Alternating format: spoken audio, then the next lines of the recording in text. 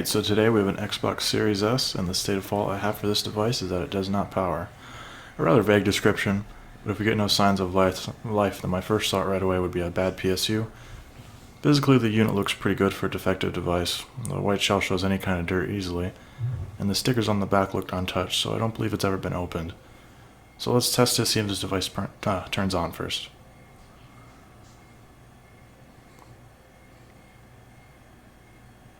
With power, we see that the device does have life, for all of about a second. Can continue to press the power button and the same roughly second of life happens.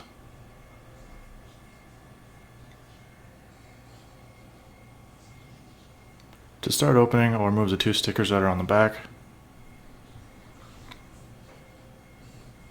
Then the two screws need to come out. This panel can pop up and out. Next is to remove all the green screws holding this together.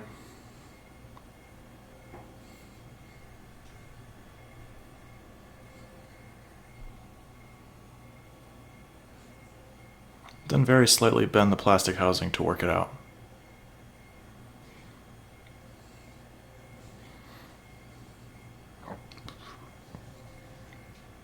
Now we have three daughter boards to remove. Starting with the one on the left, I'll remove the three screws holding it down. Pop it out. Remove this one screw and pop the board out.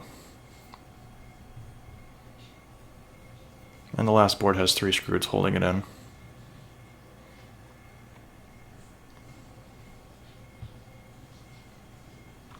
Now come back here and remove all the silver screws.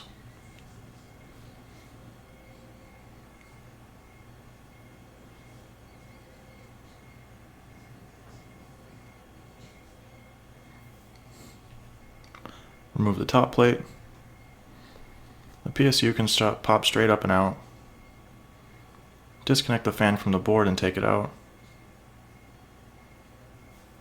Then I'll remove the final four screws holding the board in. And lastly, this clip over the USB port. The board can be angled and lifted out.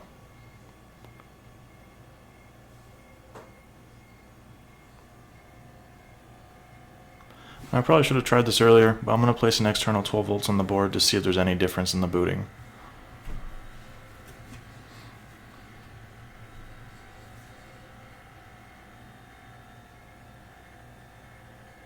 And the same problem still present.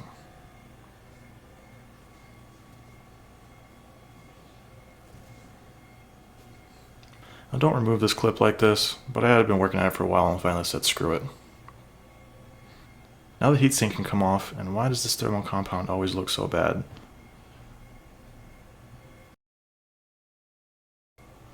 And right away, I think this Xbox is going to give me a freebie.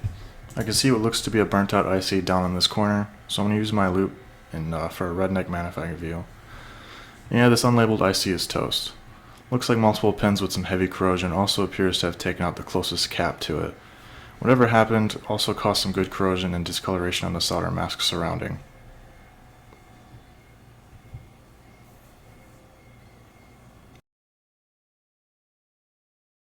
And since it's not labeled and I don't have a donor board, I get to scrub the schematics.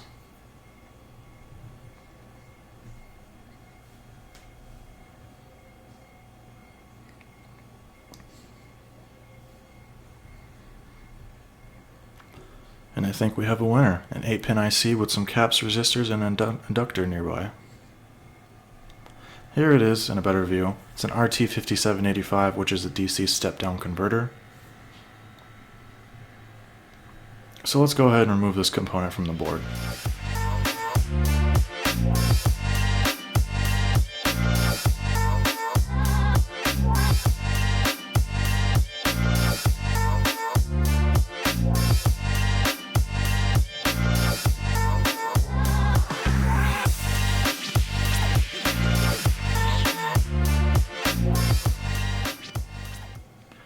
Looking close up, we can see that 3 of the contacts have some heavy corrosion.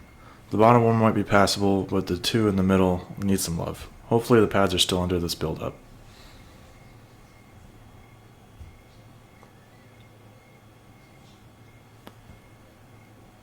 After some scraping, I can see what appears to be solder still underneath this contact. I don't see any solder here, but I do see what appears to be the copper pad underneath.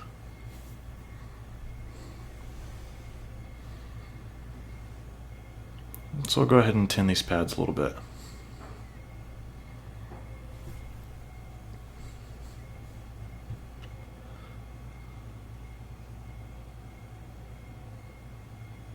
Now excuse what looks like a murder scene here. The camera does not do any justice with just how corroded this cap actually is. With some brief cleanup, we've got clean pads. Now since I don't have any Series S donor boards, I'll need to use a 22 microfarad cap that I have on hand. Unfortunately, they're bigger ones, so what I'll have to do is, since these caps are in parallel anyway, I'm just going to solder them together. That's because I don't feel comfortable with this larger cap making contact with the pads. And also, I've got some new ICs on hand.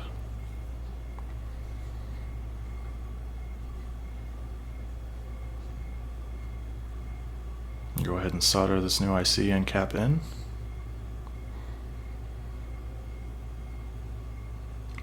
And here's everything soldered in. Like I said, I've soldered the caps together. While cleaning up the connections, the corroded mask just started coming off. So thankfully everything here is on the same trace anyway.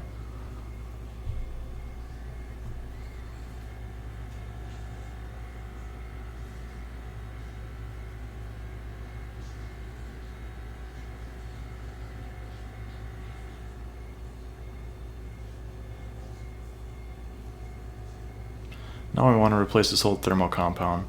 I'll start with letting it soak with some remover.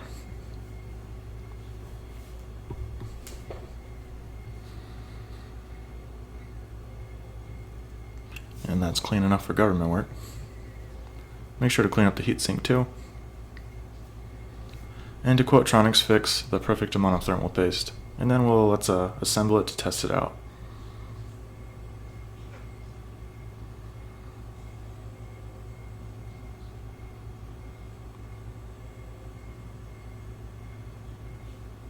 And that looks fantastic. Now I'm going to close this thing up and get it running on a display.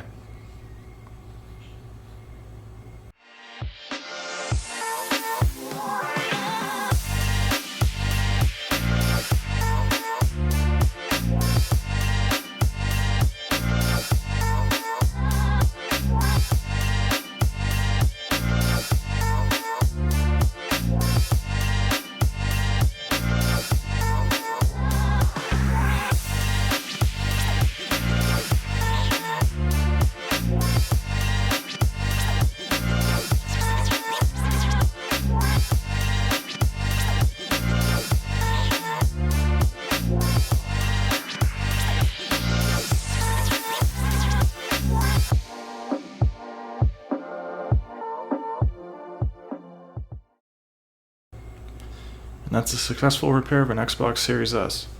I do hope you found the video interesting. If you enjoyed it, I do hope to have earned your subscription.